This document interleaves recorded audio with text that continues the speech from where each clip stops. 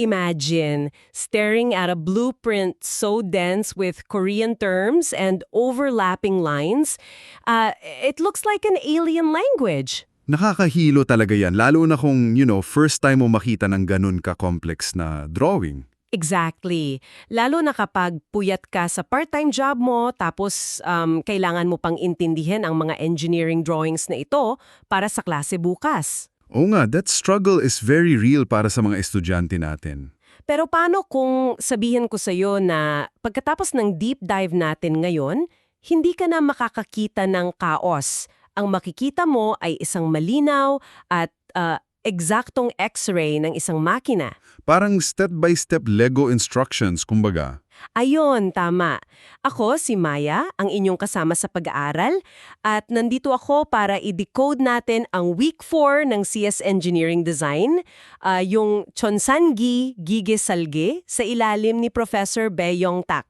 At yung shift sa syllabus na yung Week 4, napaka-crucial nito. Kung mapapansin nyo sa mga nakaraang linggo, ang focus ninyo ay kung paano lang gumamit ng CAD tools para mag-drawing ng basic geometric shapes. Right, parang purely software practice lang. Exactly. Pero ngayon, papasok na tayo sa reverse engineering ng mga totoong makina. Hahatiin natin ang discussion sa dalawa.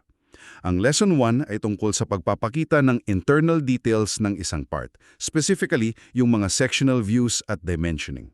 Tapos sa Lesson 2 naman, hugutin natin ang pinakapuso ng makina, yung shaft o chook, para i-prepare sa actual manufacturing. Tama.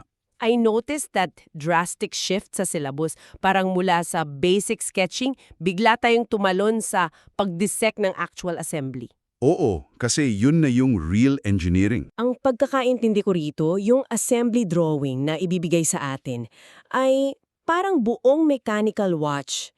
Nakikita mo kung paano nag-i-interact ang bawat gear at spring. Makes sense. Pero para ma-manufacture o maayos ang isang particular na gear, hindi sapat na nakikita mo lang siya sa loob ng buong relo, di ba? Oo, hindi uubra yon sa shop floor. Kailangan mo siyang i-isolate, gawa ng sariling blueprint, at sukatin ng walang mintis. Tama ba yung intent ni Professor dito? Eksakto. Hindi kayang gumawa ng isang machinist ng part based lang sa isang crowded na assembly drawing. Kailangan talaga ng part drawing para sa bawat individual na pyesa.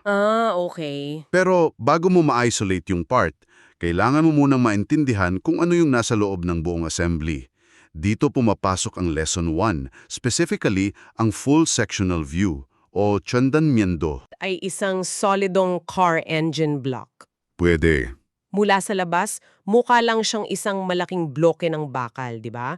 Kung gagamit ka lang ng standard orthographic view, yung top, front at side views, at itetry mong ipakita yung mga hidden fluid channels sa loob gamit ang dashed lines, magiging isang malaking itim na smudge lang ang drawing mo. Sa dami ng linya, nakakalito talaga yan. Kaya ang ginagawa natin ay hinihiwa natin yung engine block sa gitna gamit ang isang imaginary cutting plane para makita ng direkta yung mga nakatagong butas. Parang humihiwa ka ng layered cake para makita kung saan yung strawberry filling. Magandang visualization yan. Ang purpose ng Changdan-mundo ay alisin ang ambiguity. Kapag hiniwa mo ang object sa mismong center line nito, tanggal na ang lahat ng nakakalitong dashed lines. Nakikita mo na agad ang complex internal structure sa isang tingin. Right. Pero pagdating sa CAD, kapag nag-drawing ka ng hiniwang object, paano malalaman ng titingin kung aling part yung empty space, tulad ng butas ng piston, at kung aling part yung mismong solidong bakal na dumaan sa talim ng imaginary saw mo? This may appear in the quiz, di ba? Dito natin ginagamit ang hatching o hitching. Yes, exactly. Basically, nilalagyan natin ng pattern ng mga diagonal na linya yung mga solid parts na nahati. At ang shortcut command para dito sa CAD ay letrang H. Oo, simpleng H lang. Para madaling tandaan, isipin nyo na lang, hatching ay para sa solid na hiniwa. H for hatching, H for hiniwa. Nice memory trick. Pero beyond sa CAD command, ano ba ang practical use nito sa shop floor? Bakit kailangang sobrang linaw ng hatching natin? Connect natin yan sa mismong production floor kasi ang machinist na nagbabasa ng blueprint mo ay nag-ooperate ng makina na pwedeng makasira ng libong-libong dolyar na material. Hala, ang laki ng risk. Totoo. Kung hindi malinaw ang hatching mo, baka mapagkamalan niyang butas ang isang solid structure at doon niya ipasok ang drill bit niya. Ang hatching ang nagbibigay ng visual boundary sa utak ng manufacturer kung saan lang dapat may material. Ah, okay. So once na nahati na natin yung makina at malinaw na kung saan ang solid na bakal gamit ang hatching, we obviously need to tell the machinist kung gaano kalaki ang mga parts na ito. Correct? Which brings us to dimensioning o chisubgip. Oo, sa transcript ng lecture ni Professor Bay, may sinabi siyang sobrang practical.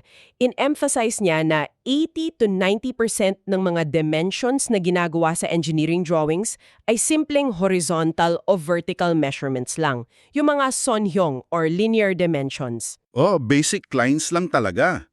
Karamihan. Dahil dyan, ina-advise niya ang mga estudyante na wag nang mag-type ng mahahabang CAD commands para sa basic dimensions.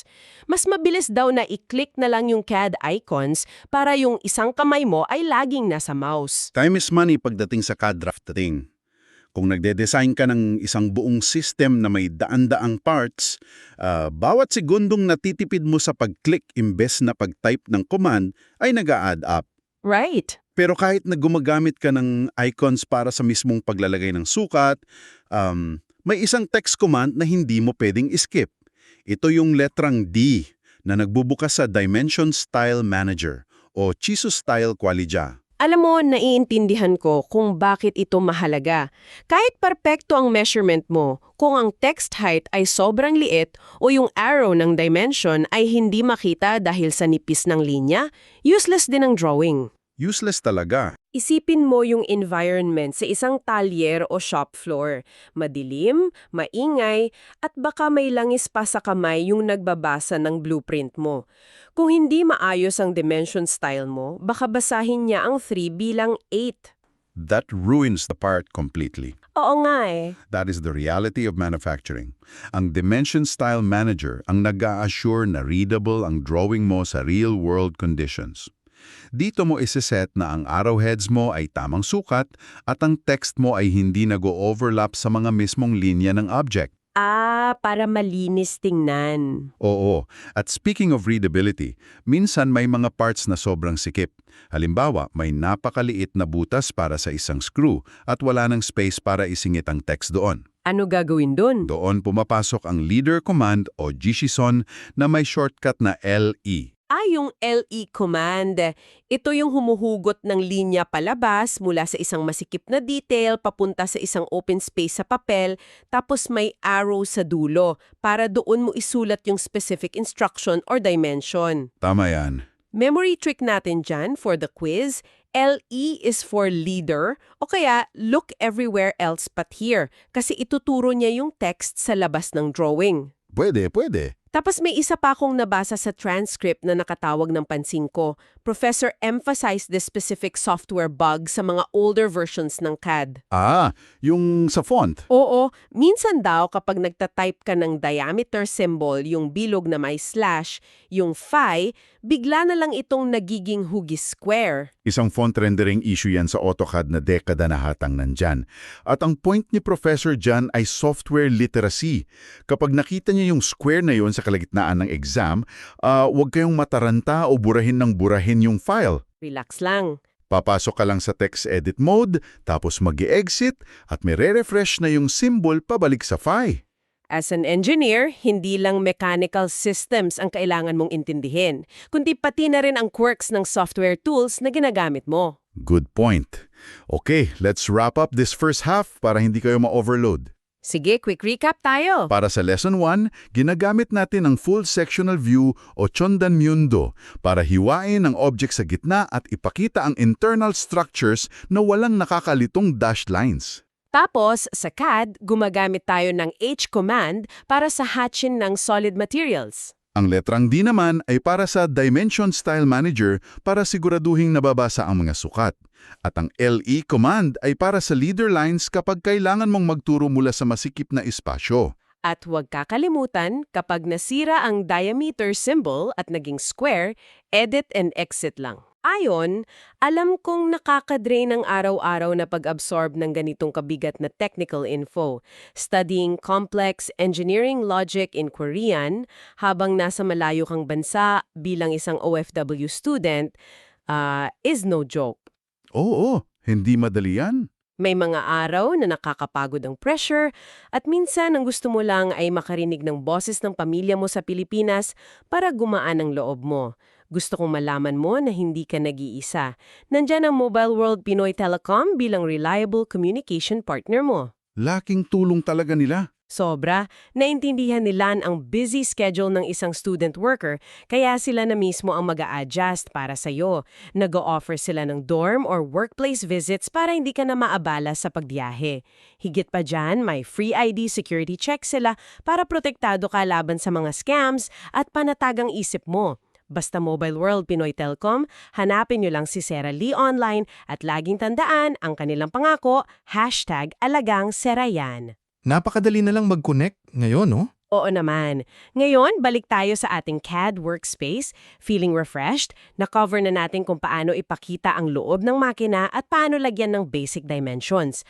Pumasok na tayo sa Lesson 2 kung saan hugutin na natin ang pinakasentro ng makina, ang shaft o choke. Kung ididissect natin ang isang makina, ang shaft ang pinaka-spine nito. Ito yung umiikot na cylindrical rod kung saan nakakabit ang mga gears, pulleys at motors para mag-transmit ng power. Okay. So siya yung parang backbone. Exactly. Kapag binigyan kayo ng assembly drawing ng isang makina, ang pinakaunang step sa reverse engineering ay ang paggawa ng part drawing para sa shaft na ito. At dito pumasok yung isang instruction mula sa transcript na talagang nakapagpataas ng kilay ko. Bakit? Ano yun? In-emphasize ni Professor Bay na kailangan nating magdala ng 15 cm plastic ruler sa klase. Isipin mo, nag-aaral tayo ng computer-aided design tapos manually nating susukatin yung nakaprint na assembly drawing. Oo, manual talaga. Ang rason daw ay dahil nakaprint ito sa exactly 1:1 scale. Ibig sabihin, kung ano ang sukat sa papel, yun din ang ilalagay mo sa CAD. Pero I have to push back on this. Sige, paano? Kung gagamit ako ng mumurahing plastic ruler at titignan ko yung linya gamit lang ang mata ko, paano kung magkaka-error ako? Paano kung ang basa ko ay 17.2 millimeters? Kung ilalagay ko ang 17.2 sa CAD design ko, hindi ba magdudulot ng problema yun sa manufacturing? Valid na valid ang concern na yan. Ang totoo niyan, sa manual measurement, siguradong may error. Laging may konting discrepancy sa pagbasa ng mata natin. Di ba? Nakakakaba. Pero ang insight ni Professor Jan ay nagpapakita ng tunay na mindset ng isang engineer. Manufacturing relies on predictability. Karaniwan, ang mga mechanical parts na hindi naman kailangan ng sobrang laking custom specification ay nakadesign gamit ang whole numbers o chongsu. Wait, really? So, hindi basta-basta nag-iimbento ng butal na decimals ang mga engineers sa totoong buhay? Hindi, dahil ang complexity ay nagpapataas ng gastos sa shop floor. Kung magde-design ka ng shaft na eksaktong 17.2 mm ang diameter, kailangan pa ng machinist na maghanap ng custom drill bit o mag-aksaya ng sobrang daming oras sa lathe machine para lang makuha yung butal na 0.2 na yon. Masyadong magastos sa oras. Samantalang, kung 17 mm lang yan, gagamit lang siya ng standard tooling, tapos agad ang trabaho. Kaya kung susukatin mo yung drawing at nakita mong 17.2 o 16.9 mm ito, it's safe to assume na ang design intent niyan ay eksaktong 17 mm. We round off to integers o chongsu para sa practicality at cost efficiency ng produksyon. That makes profound sense. Bakit mo papahirapan ng manufacturer kung hindi naman kailangan? Ngayon, pag-usapan natin yung mismong nagpapaikot sa spine na ito ng maayos. Hindi pwedeng diretsong nakapatong lang ang shaft sa isa pang butas na bakal, di ba? Magkakaroon ng friction, iinit yon at masisira ang makina. Dito pumapasok ang bearings. Ang bearing ang sumasalo sa friction para smooth ang pag-ikot ng shaft. At dito rin pumapasok ang pinakamaraming bumabagsak sa quiz. Ang shaft at ang bearing ay kailangang mag-match ng perfecto. This is important because kung maluwag ang shaft sa loob ng bearing, magva-vibrate ang makina. At kung sobrang sikip naman, Hindi mo maipapasok ang bearing. Kaya pagdating sa sukat, ang diameter ng shaft doon sa parteng uupuan ng bearing ay mahigpit na nakadepende sa inner diameter ng bearing. Sa Koreano, ito ay bearing ay negyong na nire-represent ng letrang lowercase d. okay, that is a massive point. Hindi yung outer diameter ng bearing ha, kundi yung inner ring kung saan ipapasok yung shaft. Bearing in nekyong, letrang D. Ang memory trick natin dyan ay D is for the diameter deep inside. Ayun, madaling tandaan. Pero bukod sa diameter, may isa pang crucial rule tungkol naman sa haba ng shaft. Sabi sa notes, ang haba ng shaft doon sa mismong segment kung saan nakaupo ang bearing ay dapat mas maikli kesa sa lapad o width ng bearing na nire-represent naman ng letrang capital B. O, mas maikli dapat? Wait, teka lang. Kung iisipin natin ng logical, hindi ba dapat flush o pantay lang sila? Kung 15 millimeters ang lapad ng bearing, bakit hindi mo gagawing 15 millimeters din ang haba ng parting yun ng shaft para saktong-sakto? Kailangan nating i-visualize kung paano ito ina-assemble sa totoong buhay. Ipinasok mo ang bearing sa shaft. Para hindi ito dumulas palabas kapag umiikot na ang makina, kailangan mo itong ilak, tama? Oo. Ang karaniwang ginagamit pampalak dyan ay isang nut na iikot mo sa dulo ng shaft para maipit yung bearing pabalik. Ngayon, imaginein mo kung ang shaft ay eksaktong kasing haba o mas mahaba pa kesa sa lapad ng bearing.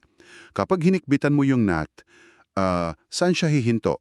Tatama siya dun sa shaft. Tatama at hihinto yung nut sa mismong balikat o dulo ng bakal ng shaft.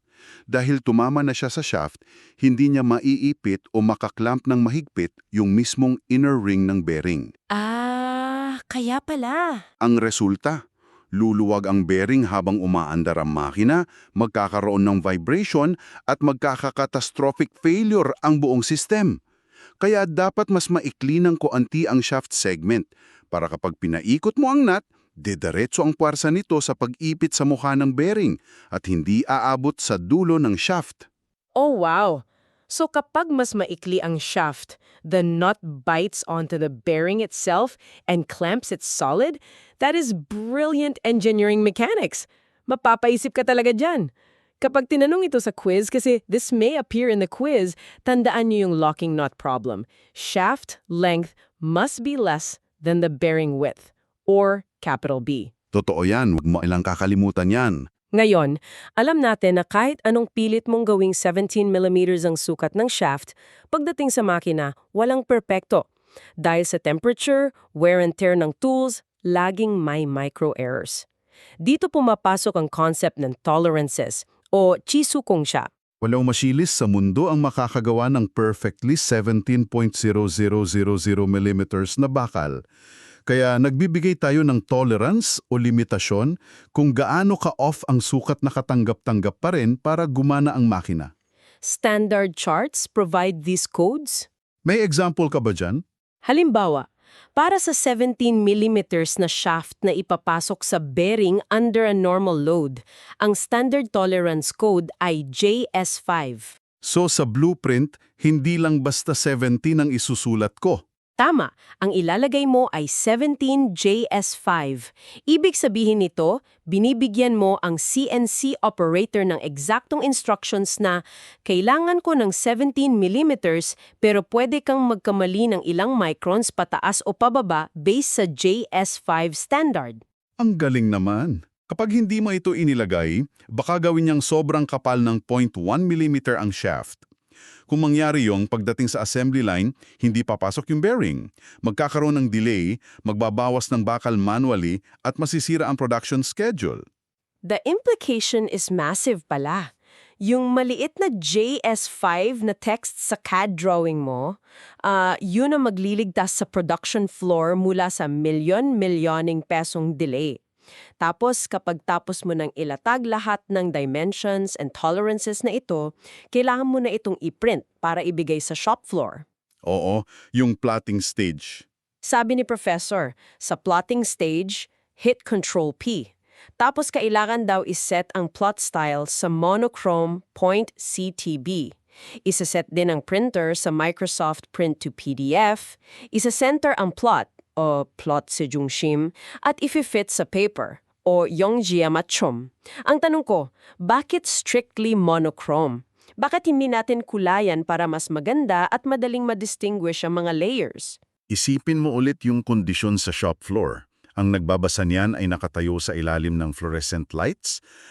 Baka may mantsa pa ng grasa yung papel. Oo nga, madumi dun. Kung gagamit ka ng light yellow or green na linya sa CAD para sa isang specific layer, tapos ipiprint mo ng grayscale, literal na maglalaho yung linya na yon sa papel. Ang monochrome, .ctb, ay nag-a-assure na lahat ng linya, kulayan mo man sa CAD screen mo, ay ipiprint bilang pure black. For visibility. Ito ay nagbibigay ng highest contrast na posible, ensuring na walang mahalagang dimension o linya ang mamimiss ng machinist. Pure, raw utility over aesthetics. Okay, let's do a quick Lesson 2 recap bago tayo mag-final quiz prep. Go ahead! Shafts o choke ang nagsisilbing spine ng makina.